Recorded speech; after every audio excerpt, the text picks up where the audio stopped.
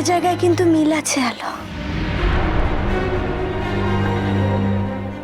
তুমি মানো চাই না মানো,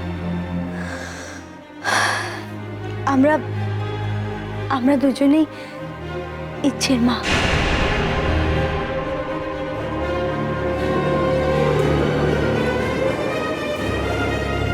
হ্যাঁ না?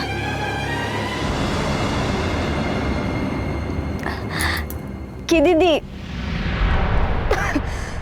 ঠিক বললাম তো?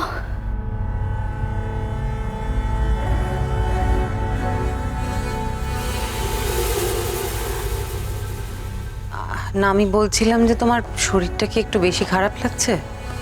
না না না দিদি, ও আবার সহ্য হয়ে গেছে।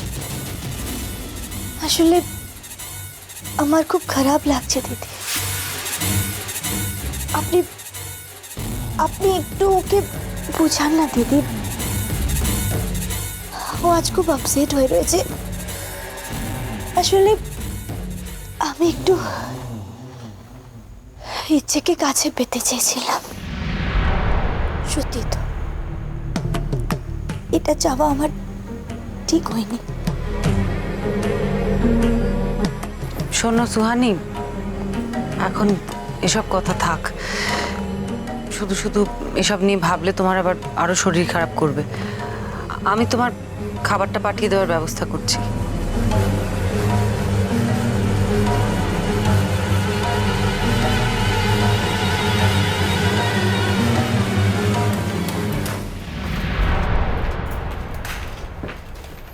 আলো,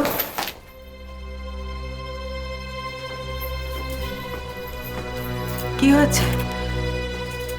ছোট ঠাকুরপো এভাবে চেঁচাচ্ছিল কেন? সেটা তোমার ছোট ঠাকুরপোকে জিজ্ঞেস করো দিদিভাই। আজকাল তো আমার কথার কোনো দামই নেই। এই সময় কেন নিজেদের মধ্যে ভুল বোঝাবুঝিটা বাড়াচ্ছ? নিজেদের মধ্যে ঝগড়া করলে যে এখন কত বড় বিপদ হতে পারে তুমি বুঝতে পারছো না? বোঝাপড়াটা একতরফা হয় না দিদিভাই। তোমার ছোট ঠাকুরপোকে আমি বোঝাতে পারছি না।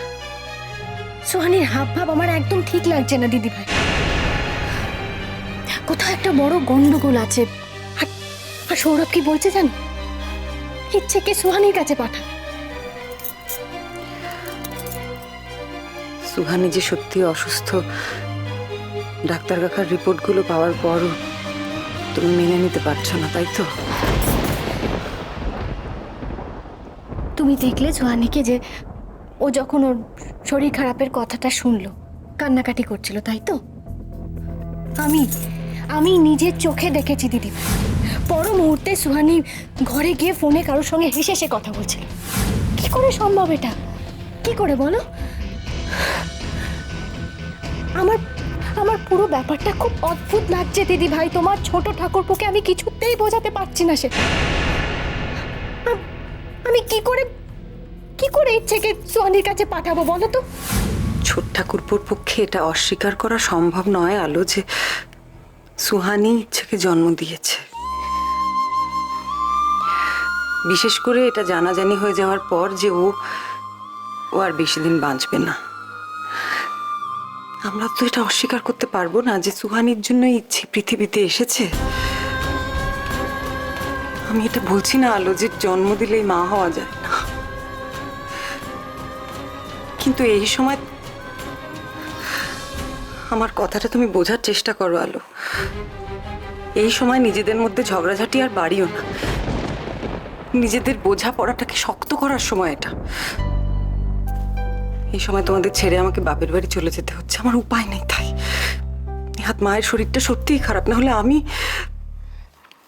একটা কথা আমি তোমাকে বলে যাচ্ছি আলো, আমি কিন্তু ফিরে এসে এটা দেখতে চাই না যে এমন দূরত্ব তৈরি হয়েছে যে দুজন দুজনের সঙ্গে কথাই বলছো না।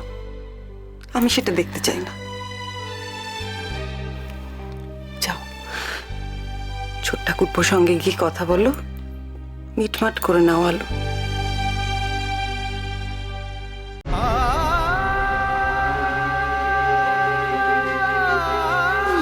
আস্তে, এক মিনিট।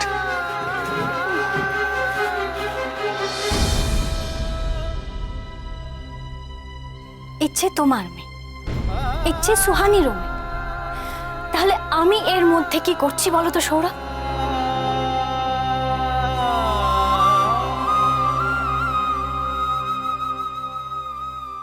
বাবাই দেখো, আমি কিচেন সেট দিয়ে তোমার জন্য কফি বানিয়েছি, খাও।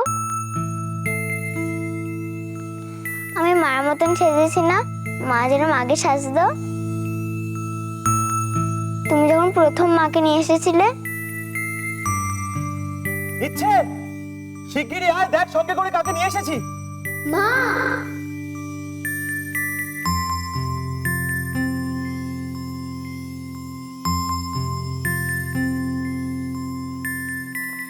কই দেখি। ওরে বাবা, এ তো গরম দেখছি। হ্যাঁ, ইচ্ছে শোনা আমার জন্য কফি বানিয়েছে বলে কথা, আমি না খেয়ে পারি নাকি কখনো?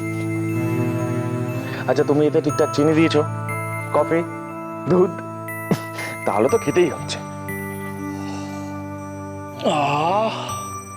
ফাটাফাটি খেতে তো। ইচ্ছে, একটা কথা রাখবে তুমি আমার? কি কথা? কি কথা? এই যে বাড়িতে একজন আন্টি এসেছেন, তুমি তো তাকে চেনো, তুমি ওনার সঙ্গে ফ্রেন্ডশিপ করবে, ফ্রেন্ড হবে ওনার? তোমার মনে নেই উনি তোমার জন্য কত সুন্দর সুন্দর গিফট আনতেন ওই যে স্কুলে? না, আমি ওর সাথে ফ্রেন্ড হব না। ওই আন্টিটা পচা, বাজে, উইচ, ও তো মনস্টার। ও আমাকে কিডন্যাপ করেছিল। ইচ্ছে, কেন ওই আন্টির সম্পর্কে তুমি সমানে বাজে বাজে কথা বলে যাচ্ছ? ইচ্ছে, আন্টি তোমার মা। হ্যাঁ, ইচ্ছে শোনো, ইচ্ছে। মা, এখন বাবাই কি সব বলছে, ওই খারাপ আন্টিটা নাকি আমার মা। তুমি বারণ করো না বাবাইকে সব কথা বলতে। বাবাকে বলো যে তুমি আমার মা, প্লিজ মা, বলো তুমি তো আমার মা। আলো, তুমি ওকে সামলাও না। আমি এরকম ভাবে বলতে চাইনি ওকে।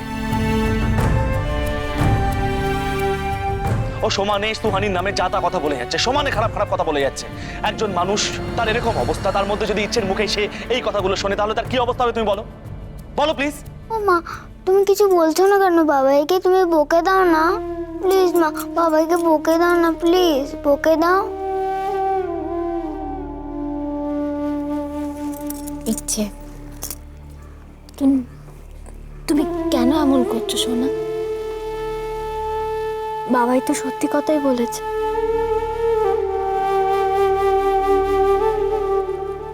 আমি তোমার আসল মা নই।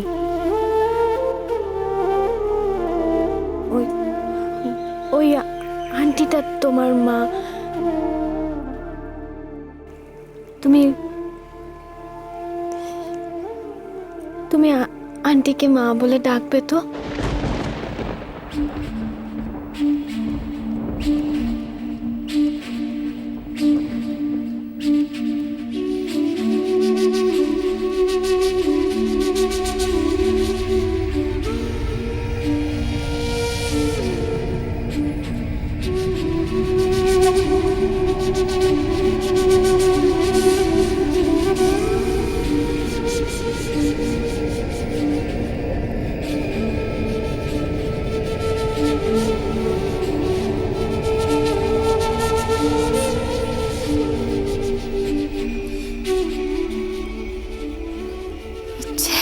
না, আমি তোমাকেও মা বলে ডাকবো না। কেউ আমার মা না, আমি কাউকেই মা বলে ডাকবো না।